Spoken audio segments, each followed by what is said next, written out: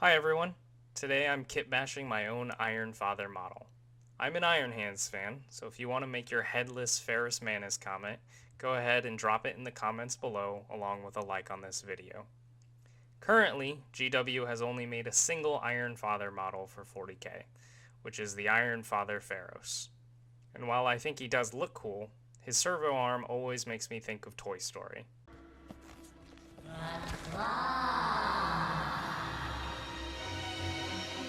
And I think we can do better. I'm going to start with the Marnius Calgar kit for this kit bash. I like his pose, so I'm going to clip out his torso and legs, but ignore his arms. I'm also going to clip out the Chaos Warpsmith body and compare the two chest pieces. I really want the riveted breastplate of the Warpsmith over Calgar's decorations. So I carefully cut out under the plate and gently bend it back and forth until it separates. Clean up the cut with my knife and make sure it's not too jagged. Then I moved on to the Praetor with axe chest. I want this belt ring because it kind of looks like Iron Man's arc reactor. Cross conversions. I was able to build this in a cave with a box of scraps! Clip off the little trinkets and shave it clean. Then cut off Calgar's torso above the belt, as well as his manhood. Take my little machine. I take your little thing, see? I put it into this little hole here, and nip the tip. Check and clean up the back of the belt ring. Moving to his foot, I'm thinking he needs a claw foot to clamp down on someone. These little talons are from a dreadnought fist. Clip it down a bit so the protrusion fits in the slots on the sides of his foot. For the front bit, snip off the bit just in front of the little treads. I recently purchased these Tamiya clippers and they cut like butter, which is great. After I finished that, I finished the shins and attached the tassets. I decided to shorten the talon, so I clipped just in front of the first knuckle. Moving to the chest, I shoved a large ball of green stuff into his chest. She's got huge tracts of land.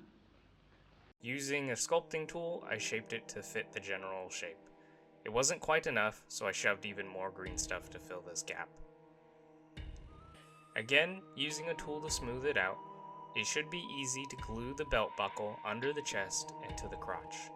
Carefully putting some glue at the top, you can melt the two parts together to get a seamless fit. Using more green stuff, bulk out his waist and use a soft silicone sculpting tool to make the undersuit. Most of this will be covered anyways, so don't worry if it doesn't look great. Oh my God! Oh my God, nobody look! Nobody look!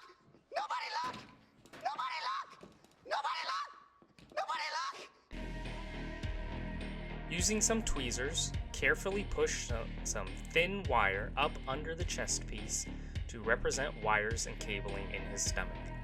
Next, use some guitar wire, or in my case, a bit from the Terminator Librarian hood, to bulk out the chest and act as more mechanical bits. I don't show it here later, but I used more green stuff to make it flush with the shoulder joint. On the other shoulder, we need to use more green stuff to fill it out. Moving on to the backpack, I clipped out the backpack from the Warpsmith and performed the same cuts and bends as on the chest piece earlier. Then I took an Eradicator bottom half of their backpack and cut out the large bump. I had to cut the sides and then down the middle for it to come out cleanly. Clip off the pipes to the tank thing, since it will get in the way of the cape, and then I went ahead and glued the cape together. I needed to remove the side mechadendrites, but was careful to preserve them.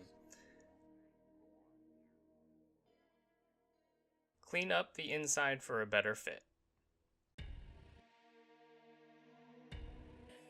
Comparing the two backpack pieces, it's clear I need to cut the bottom walls of the Eradicator and cut the tank.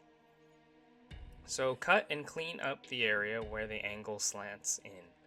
They should give you the appropriate shapes for a good fit.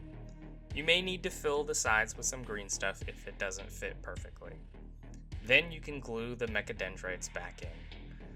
Glue the backpack on or leave it to paint separately. Honestly, separately might have been better to paint the undersides. On to creating his melee weapon, I cut out the techmarine omniscient axe and warpsmith shoulders. Taking the hammer slash axe head from the warpsmith, I wanted to combine the hammer side with the axe head from the Leviathan librarian. Carefully cut off the head of the hammer and the spike of the axe. Glue them together and hold it as straight as possible. Cut off the omniscient axe head just above the handle. Clean up the cut and begin drilling in the handle and new axe head for pinning. Assemble the servo arm from the techmarine and clean up any mold lines. Assemble the forge bolter as normal, but I found a spare Gatling gun barrel bit to glue on. So I clipped off the barrel of the forge bolter and the tab on the Gatling barrel. Clean up both cuts and begin drilling to pin the pieces together. Then pin the little arm connecting the gun to the shoulder vent.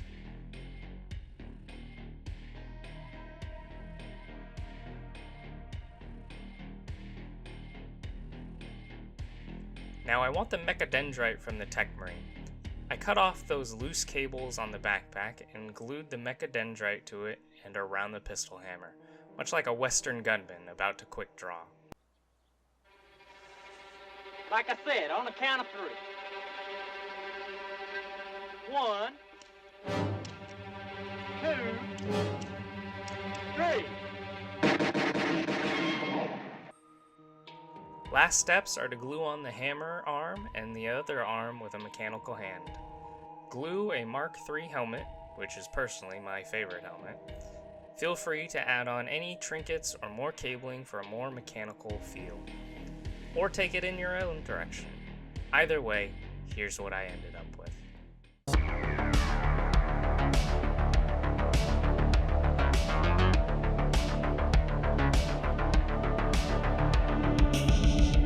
Thank you for watching this overly long video. If you enjoyed it, please drop a like, hit the subscribe button, or leave a comment down below. See you next time.